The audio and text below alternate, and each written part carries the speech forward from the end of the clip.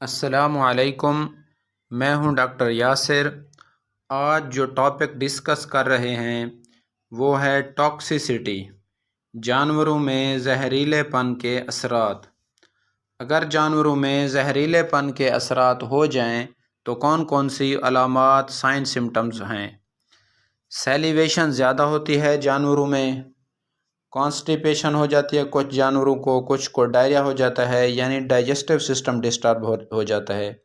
ریومن ایٹنی ہو جاتی ہے، اوجری رک جاتی ہے۔ جب اوجری رک جائے گی تو جانور کھانا پینا چھوڑ دے گا یا بہت کم کھائے گا یعنی آف فیڈ ہو جائے گا جانور۔ نیزل ڈسچارج آتا ہے، کچھ جانوروں میں ناک میں سے ڈسچارج نکلنا شروع ہو جاتا ہے، جانور ڈل اور ڈپریس ہو جاتا ہے، یعنی ایسے نظر آتا ہے جیسے جانور بہت زیادہ پریشان ہو اگر ٹاکسیسٹی کا مسئلہ ہو۔ جانوروں میں زہریلے پن کے وجوہات کیا کیا ہیں، کون کون سی اس میں ریزن ہو سکتی ہیں؟ سب سے جو بڑا مسئلہ ہے دیہاتوں میں خاص طور پر پیسٹی سائڈ، زرعی ادویات جو ہم فصلات پہ کرتے ہیں، پھر ان فصلات میں سے گھاس نکال کے جانوروں کو عام طور پر دیہاتوں میں کھلاتے ہیں، یا جو ہم گھاس کاشت کرتے ہیں اس کے اوپر زرعی ادویات کرتے ہیں، جتنی ضرورت ہوتی ہے اس سے زیادہ سپرے کر دیتے ہیں، پھر جتنا وقفہ دینا ہوتا ہے ہم نے اتنا وقفہ نہیں دیتے، پہلے جانوروں کو خوراک کھلانا شروع کر دیتے ہیں۔ جو ویسٹیج ہے فیکٹریوں کا، گھروں کا، جب جو ویسٹیج وہ پانی میں آتا ہے دریاؤں کے پانی میں، وہی دریاؤں کا پانی پھر ندی نالوں میں آتا ہے، وہی ندی نالوں کا پانی پھر استعمال ہوتا ہے گھاس وغیرہ کو پانی لگانے کے لیے، اور وہی پانی کچھ جانور پیتے بھی ہیں، تو اس کے بھی اثرات ہوتے ہیں۔ کچھ ٹاکسک انسیکٹس ہیں، زہریلے حشرات ہیں، وہ گھاس میں مکس ہو کر جانوروں میں خوراک میں چلے جاتے ہیں۔ اور جو سب سے بڑی وجہ ہے وہ ہے مائکوٹاکسنز، کچھ زہریلے مادے ہوتے ہیں مکئی کے اندر، کاٹن کیک کے اندر، جو بنولا کی کھل ہے اس میں ہوتے ہیں، یا لو کوالٹی ونڈا، اس میں بھی مائکوٹاکسن ہوتے ہیں، کی وجہ سے بھی جانوروں میں زہریلے پن کے اثرات ہو سکتے ہیں۔ اب ہم دیکھتے ہیں کہ زہریلے پن کے اگر اثرات ہو جائیں جانوروں میں تو اس کا ٹریٹمنٹ کس طرح کرنا ہے، یہ جو چیز میں ڈسکس کر رہا ہوں یہ پریکٹیشنر حضرات کے ساتھ ہے۔ ایٹروپین ہم نے استعمال کرنا ہے جو جنرل اینٹی ڈوٹ ہے، اگر اس سے جانور ٹھیک نہیں ہوتا تو ہم نے اینٹی ڈوٹ اس کا ڈھونڈنا ہوتا ہے کہ کون سی مخصوص زہریلا پن ہے جس کے لیے اس کا مخصوص اینٹی ڈوٹ ہوتا ہے۔ اکثر پریکٹیشنر حضرات ایٹروپین سے ڈرتے ہیں کہ یہ اس سے قبض ہوتی ہے، اگر اس کا سائیڈ ایفیکٹ ہے اس کا قبض ہونا، یہ اس وقت ہوتا ہے جب ہم اس کی مقدار سے زیادہ لگائیں۔ اگر 500 kg کا جانور ہے تو اس کی یہ ڈوز بنتی ہے 50 cc، یہ 1 2 3 دن تک استعمال کر سکتے ہیں، اس سے کچھ نہیں ہوتا۔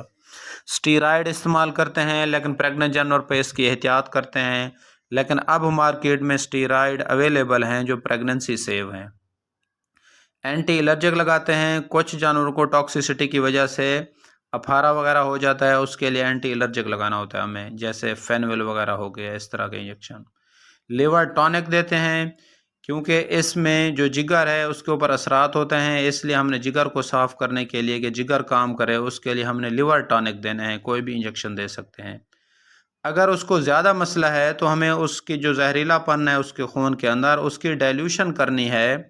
تاکہ اس کی مقدار خون میں کم ہو، تو ہم نے پانی والی جو ڈرپس ہیں وہ لگانی ہوتی ہیں، جیسے نارمل سیلائن کی ہے یا رنگر ہے، تاکہ اس کی ڈائلیوشن ہو جائے۔ پھر ہم انجیکشن لگائیں گے ڈائیوریٹک لگائیں گے تاکہ وہ پیشاب زیادہ کرے، اس سے بھی جانور کے اندر زہریلے پن کی صفائی ہو جاتی ہے۔ اب ہم دیکھتے ہیں کہ اس میں کون کون سی احتیاط ہیں جو ہم کر سکتے ہیں تاکہ جانوروں میں زہریلے پن کے اثرات نہ ہوں۔ سب سے جو اہم ہے وہ یہی ہے کہ اچھی خوراک دیں، جب ہم زرعی ادویات کا سپرے کریں تو اس سے مناسب وقفہ کر لیں،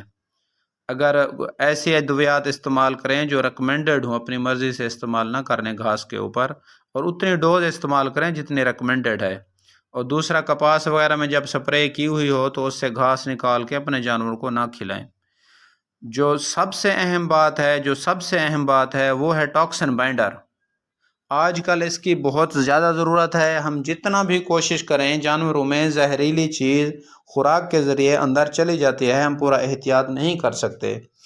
اس لیے اس کی مخصوص ڈوز ہے، مختلف کمپنیوں کے آ رہے ہیں ٹاکسن بائنڈر، ان کی مختلف ڈوز ہے، تو یہ جانوروں کو مستقل دیں، اس کی بہت زیادہ کم ڈوز ہوتی ہے، اس سے جانور ہمارے بڑے نقصان سے بچ سکتے ہیں۔ ٹاکسن بائنڈر ایڈزاربنٹ کے طور پر کام کرتا ہے، جو زہریلی چیزیں خوراک کے ذریعے یا پانی کے ذریعے جانور کے اندر چلی جاتی ہیں، ٹاکسن بائنڈر ان کو اپنے اندر جذب کر لیتا ہے، پھر فیسز کے ذریعے، گوبر کے ذریعے باہر نکل جاتا ہے۔ اس طرح کی مزید انفارمیٹیو ویڈیوز دیکھنے کے لیے میرے یوٹیوب چینل کو سبسکرائب کریں اور فیس بک پیج کو فالو کریں۔ شکریہ۔